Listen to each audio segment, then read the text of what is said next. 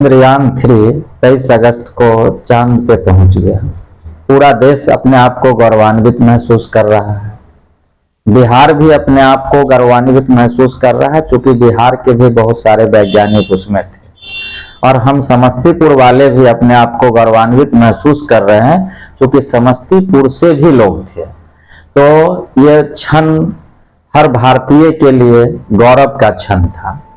लेकिन जो चंद्रयान 3 के पहुंचने के बाद जब वैज्ञानिक के जगह पे हमारे प्रधानमंत्री का फोटो आया, वैज्ञानिक के संबोधन के जगह पे जब सोशल मीडिया से लेकर मीडिया वाले सभी जब मोदी जी का गुणगान गाना शुरू कर दिए, तो लगा कि शायद ये 140 करोड़ देशवासियों की उम्मीद नहीं थी, ये सिर्फ और सिर्फ एक व्यक्ति या एक दल की उम्मीद थी। तो चंद्रयान 3 गया है। भाजपा के लोग कह रहे हैं यह हमारी उपलब्धि है। तो इससे पहले भी तो 2 गए, चंद्रयान 2 और चंद्रयान 1, तब तो चंद्रयान 3 गया। अगर देखा जाए इस मिशन को, तो सर्वप्रथम 1962 में विक्रम साराभाई ने सलाह दिया था पंडित जवाहरलाल नेहरू को कि हमें भी अंतरिक्ष की ओर कदम बढ़ाना चाहिए। उस समय देश आजाद हुआ था, चीन से युद्ध लड़ा था, हम भूखमरी के कगार पे थे, हमारी स्थिति अच्छा नहीं थी। लेकिन उस समय हमारे दिमागों में ये बात आई कि हमें भी अंतरिक्ष में कदम रखनी चाहिए, हमें भी चांद पे कदम रखना चाहिए, हमें भी मंगल पे पहुंचना चाहिए। तो हम खाली पेट भी ये सोच बनाए थे। उसको 1969 में इंदिरा गांधी ने इसरो का गठन करके उसको पूरा की।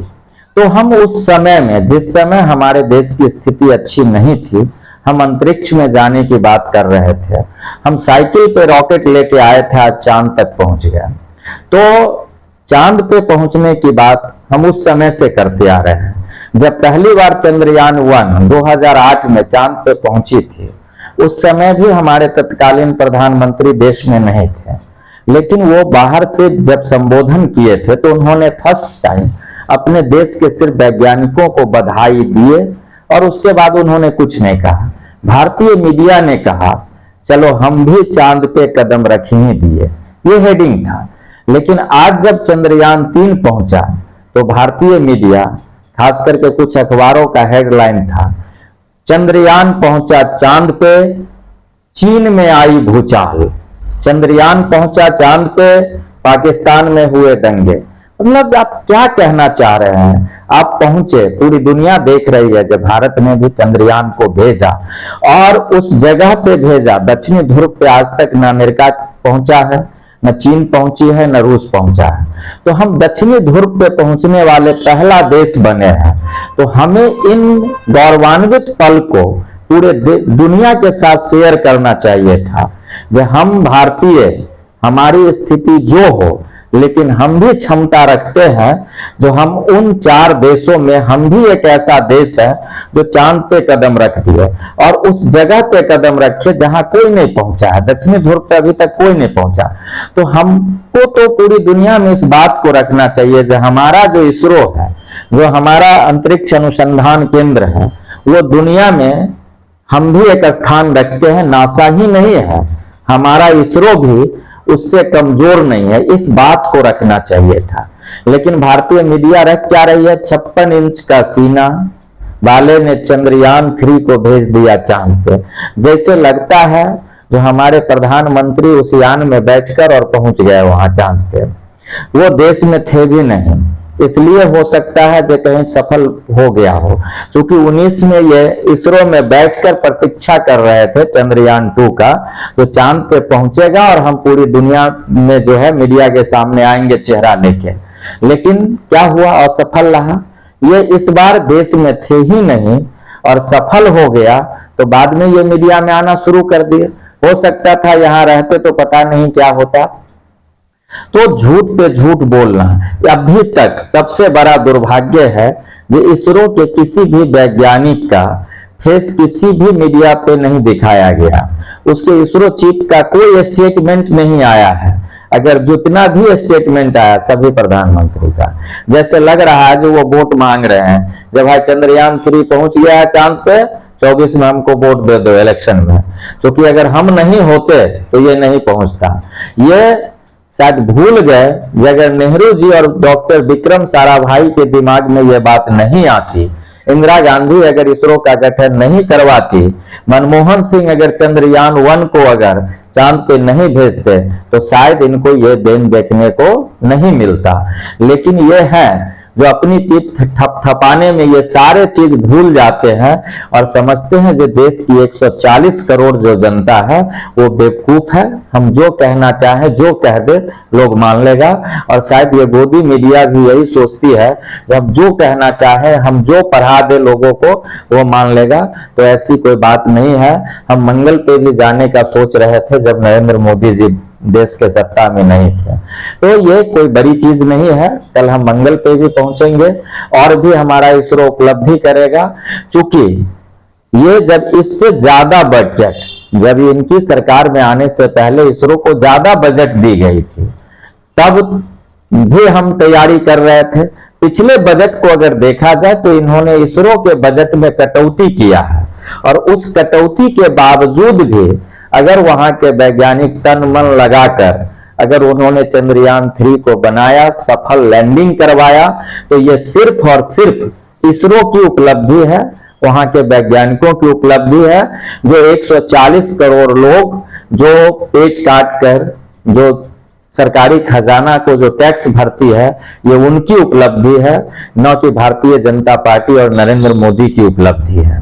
अब 615 करोड़ रुपए खर्च हुए हैं चंद्रयान-3 के सफल परीक्षण में। अब हमारे देश के प्रधानमंत्री का 750 करोड़ रुपया एक साल में उनके सुरक्षा पे खर्च होती है, क्योंकि वो चुनावी सभा भी करते हैं सरकारी खर्चों पे। उनके सूट की कीमत अगर देखी जाए तो करोड़ों में है। विदेश दौरा बेवजह का करते हैं अपने मित्रों के साथ। जब जाते हैं विदेश दौरा पे तो उनका कोई एजेंडा नहीं होता है, मित्रों से मिलना होता है, वहां पे भारतीयों को जमा करके ताली बजवाते हैं। उस पे ये सैकड़ों करोड़, हजारों करोड़ रुपया खर्च कर रहे हैं। अगर इन पैसों को अगर एकत्रित रखा जाए और शिक्षा पे और विज्ञान पे खर्च किया जाए तो हम साल में 3 चंद्रयान भेज सकते हैं उतने खर्चों में। लेकिन नहीं, अगर वो कम संसाधन में भी अगर भारतीय वैज्ञानिक ने ये कारनामा किया है तो उनको श्रेय भी नहीं देना चाह रहे हैं हमारे प्रधानमंत्री, सिर्फ अपनी फोटो खिंचवा रहे हैं। और उनके भाजपा के लोग कह रहे हैं जब मोदी जी थे इसलिए चंद्रयान-3 का सफल लैंडिंग हुआ, तो 19 में भी तो मोदी जी थे, क्या हुआ था? ये तो पहले पहुंच जाना चाहिए था। तो हमारे वैज्ञानिकों के मेहनत को भी ये नजरअंदाज करके अपना फायदा गिनवा रहे हैं। तो अगर ये अपना खर्च की कटौती कर दे तो देश का शिक्षा, देश में विज्ञान, साइंस, टेक्नोलॉजी बहुत तेजी से बढ़ेगी। लेकिन नहीं, अगर कोई कर दे कम संसाधन में भी तो उसमें भी अपनी उपलब्धि गिना लेना है। खर्च अपने ऊपर जितना करना है ये करेंगे। मीडिया को प्रतिवर्ष विज्ञापन पे 850 करोड़ रुपया भारतीय जनता पार्टी के द्वारा, जो तत्कालीन सरकार है, वो सालाना दी जाती है। तो अगर ये इतना खर्च अगर विज्ञान पे की जाए तो हमारा और उपलब्धि होगा। ये तो एक आध दो मीडिया की, अगर भारत में जितने भी इनके राज्य हैं तो और उन सभी को जोड़ दिया जाए तो तकरीबन ये 2500 करोड़ रुपया सालाना ये सिर्फ विज्ञापन पे भारतीय जनता पार्टी की सरकार खर्च करती है। तकरीबन 4 चंद्रयान सिर्फ उस पे लेके जाया जा सकता था।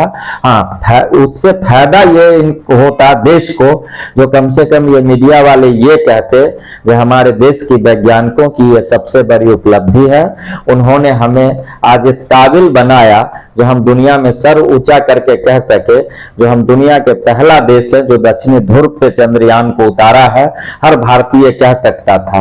लेकिन उसको ये जितना उस पे खर्च हुआ उसका 4 गुना पैसा देकर उससे ये बोलवा रहे हैं जो ये हमारे देश के प्रधानमंत्री की उपलब्धि है।